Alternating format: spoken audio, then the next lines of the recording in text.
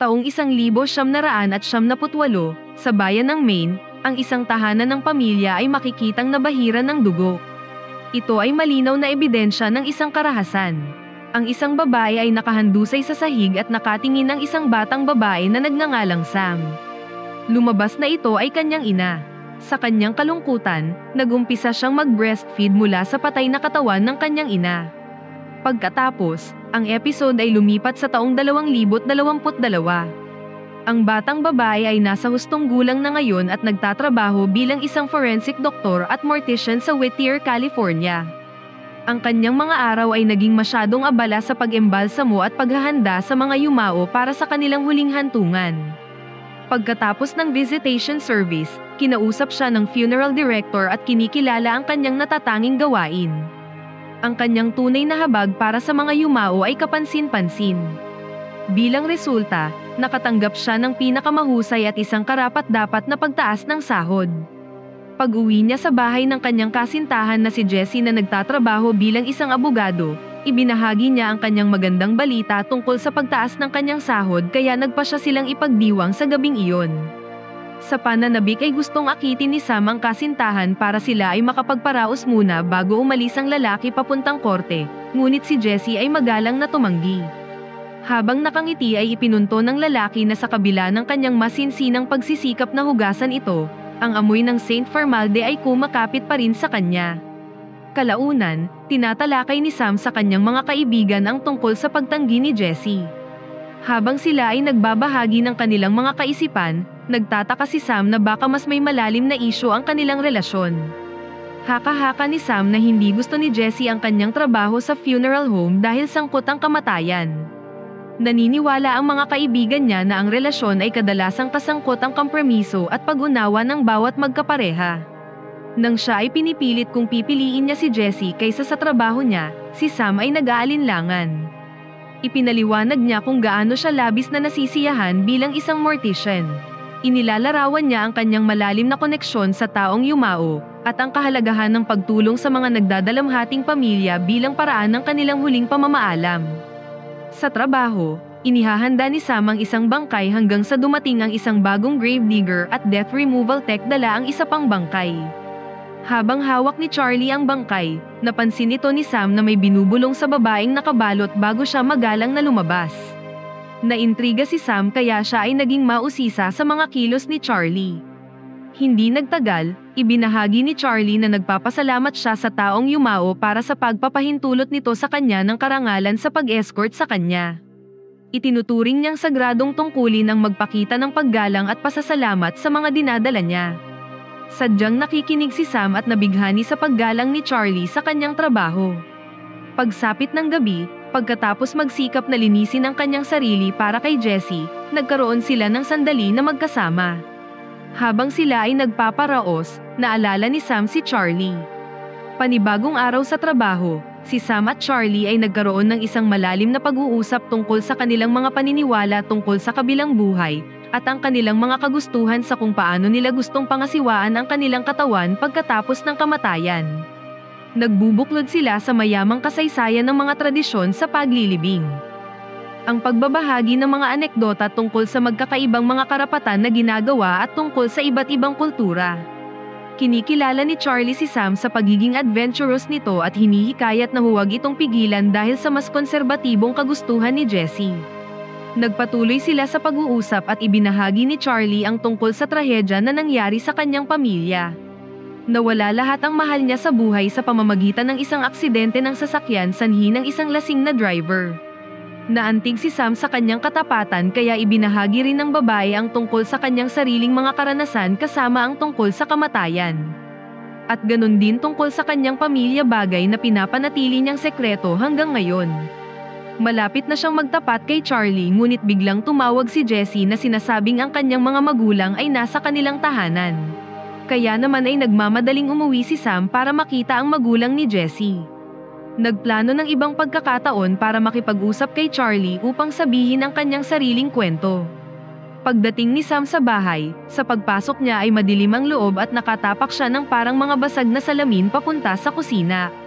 Na-trigger siya sa isang nakagigimbal na alaala ng pagsalakay sa tahanan na kalunos-lunos na kumitil sa buhay ng kanyang ina. Si Sam ay nabalot ng kalungkutan at takot kaya siya ay nanghina at napaluha. Sa sandaling iyon ng kahinaan ay lumapit si Jessie at niyakap ito. Inaaliw ang kasintahan sa gitna ng mga pira-pirasong alaala. Lumingon siya at nakita ang pagkabigla ng mga bisita sa kanyang likuran. Lumalabas na nagplano siya ng isang surpresa upang ipagdiwang ang isang masayang okasyon sa kanyang wedding proposal. Gayunpaman, ito ay hindi inaasahang nagdulot ng kalituhan at pighati kay Sam. Si Jessie na umaasang magiging romantiko at masaya ang tagpo ay hindi sinasadyang nagdulot ng matinding trauma. Ang mga serial at fatal na kahawig ng mga tilamsik ng dugo ay nagsilbing matinding paalala sa kalunos-lunos na pagkamatay ng kanyang ina. Dahil sa trauma na naramdaman ngayon ni Sam, tumanggi siya mula sa taos-pusong proposal ni Jessie. Naluluha sa emosyon at sa pakiramdam na hindi maintindihan, maluhaluhang sinabi niya kay Jessie na karapat-dapat siya sa isang normal. Isang taong maaaring makibahagi sa kagalakan ng kanyang mga romantikong kilos nang walang anumang kabigatan. Sa labis na kalungkutan, si Sam ay umalis sa bahay at iniwan ang naguguluhan na si Jessie at ang mga panauhin. Ang gabi na dapat isang masayang pagdiriwang ay nauwi sa isang malungkot na sitwasyon. Isang gabi sa trabaho ni Sam, lumapit siya sa isang katawan na nakalista sa pangalang John habang mabigat pa rin ang kanyang dinaramdam. Tulad ng kanyang karaniwang ginagawa, inaabangan ng malungkot na katotohanan. Isa pang buhay ang nawala sa labis na dosis. Ngunit siya ay natigilan nang makita na ang bangkay na nasa kanyang harapan ay si Charlie. Napaluha siya habang bumubulong sa walang buhay na katawan. Si Charlie ang naging sagisag ng kanyang pag-asa at ang tanging nakakaintindi at tumanggap sa kanya. Marahan niya itong hinalikan. Naghahanap ng aliw sa kanyang malamig na katahimikan. Natupok ng labis na pangangailangan para sa aliw. Ngunit ilang sandali pa ay bigla siyang natigilan nang biglang may humipo sa kanyang hita. Agad siyang umalis muna doon habang nasusuklam at hindi malaman kung ano ang kanyang dapat isipin.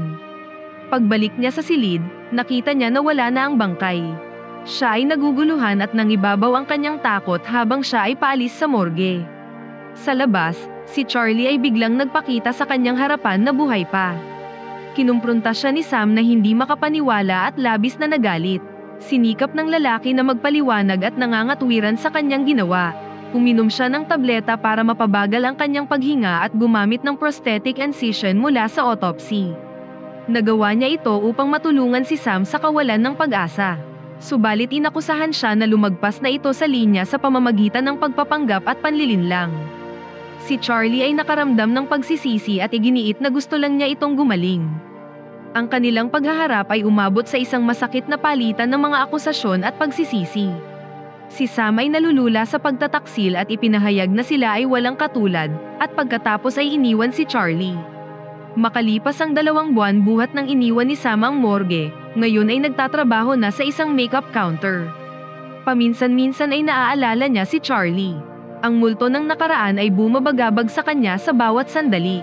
Sa araw ng kasal ni Sam, napansin ng kanyang kaibigan na si Danny ang kanyang pagbabago. Pinupo na kung gaano siya kaiba mula nang umalis ito sa kanyang trabaho sa morgue. Halatang nag-aalala si Danny habang binabanggit ang kakaibang ikinikilos ni Sam. Malumanay na nagtatanong kung ayos lang siya. Nagkibit balikat at umamin si Sam na gusto lang niya ng nakakainip na pangkaraniwang buhay. Ang seremonya ng kasal ay napuno ng pagmamahal at paghalakhak. Sa mga panata ni Sam, idineklara niya na si Jessie ang lahat ng kailangan niya, ang kanyang sagisag ng pag-asa sa gulo ng buhay. Nang oras na ni Jessie, nakapaghanda siya ng isang taos-pusong surpresa, isang video montage ng kanilang mga pinakamasasayang sandali. Naantig at natuwa ang mga panauhin sa kanilang mga napanood, subalit biglang nagbago ang kanilang mood nang sumunod ang nakakagulat na video clip. Nakita si Sam na sumiping sa isang walang buhay na katawan. Umalingaw-ngaw ang mga hingal sa silid habang ang mga panauhin ay nagtinginan. Si Jessie ay natigilan at nataranta, at hiniling niya kay Sam na sabihin na hindi siya ang nasa video. Hindi siya makapaniwala at nanginginig ang kanyang boses sa galit habang walang humpay siyang sumisigaw tungkol sa pagsiping ni Sam sa ibang lalaki. Hindi ito maitanggi ni Sam at sinusubukang magpaliwanag. Subalit si Jessie ay naguguluhan at labis na nasaktan. Hindi niya maaaring balewalain ang ebidensya. Bago tumugon si Sam, biglang nagpakita si Charlie sa loob ng simbahan. Ipinagsigawan niya na sinira ni Jessie ang lahat ng bagay na espesyal para kay Sam. Hindi makapaniwala si Sam na nagawa ito ni Charlie. Sinisigawan niya ang lalaki at inakusahan na siya mismo ang nagvideo sa kanila. Dilat ang mga mata ni Charlie na may pagsisisi at iginiit na ito lamang ang paraan upang maihayag ang katotohanan para mapagtanto ni Sam ang kanyang tunay na nararamdaman, ngunit mas lalong nagalit si Sam. Itinulak ang lalaki at umalis sa simbahan. Makalipas ang ilang araw, si Sam ay naghahanap ng trabaho bilang isang maid. Napahanga ang tagapanayam sa kanyang kasanayan at karanasan. Gayunpaman, ang isa pang empleyado ay may isang bagay na ipinakita sa tagapanayam. Pagkatapos ay nanghihinayang na ipinaalam kay Sam na hindi siya karapat-dapat sa posisyon. Ipinaliwanag ng tagapanayam na hindi sila tatanggap ng isang taong may background na sex offender para sa kanilang home service business. Pakiramdam ni Sam ay hinuhusgahan siya, hanggang sa mapansin niya na tinataboy na siya ng tagapanayam kaya desperada itong umalis. Si Sam ay natitisod sa isang viral Instagram meme na nagtatampok ng larawan niya kasama ang di umano'y patay na si Charlie. Hindi matakasan ni Sam ang kanyang reputasyon. Hindi rin nakahanap ng aliw kahit sa isang coffee shop kung saan nakita niya ang isang kaibigan na nahihiyang batiin siya. Sinundan siya ng malupit na panunuya kung saan binansagan siyang zombie. Pakiramdam ni Sam ay nag-iisa siya at laging pinapatamaan. Sa kawalan ng pag-asa ay naisipan niyang bumili ng baril. Isang araw, nang siya ay tumatambay sa kanyang sasakyan, di sinasadyang nakita niya si Charlie at sinundan niya ito. Pagdating sa lokasyon, agad na tinutukan ng baril ni Sam si Charlie at sinisisi ang lalaki sa pagdala ng mga kaguluhan sa kanyang buhay. Ngunit gusto ni Charlie na mapanatili ang kanilang koneksyon. Inamin din niya na alam niya ang tungkol sa nanay ni Sam at kung paano inalagaan ni Sam ang walang buhay na katawan nito sa loob ng ilang araw at naisip na ito ay isang pagmamahal. Maluhaluhang napagtanto ni Sam na hindi niya lubos na intindihan ang kalagayan ng kanyang ina. Ang pag-aalaga sa kanyang yumaong ina ang huling pagkakataon na nakaramdam siya ng katiwasayan.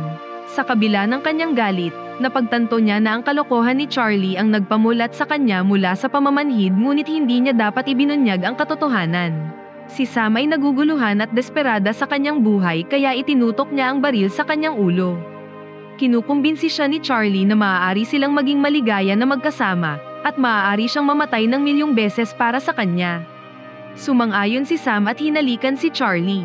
Umalingaw-ngaw ang putok ng baril at nabunyag na binaril ni Sam si Charlie sa tiyan. Nagtatapos ang eksena kung saan itinulak ni Sam si Charlie sa libingan na kanyang hinukay. At habang magkasama silang inililibing, nagbabahagi sila ng huling sandali ng kanilang tunay na pagmamahalan. Ano ang masasabi mo sa pelikulang ito? Mag-comment lang po sa ibaba.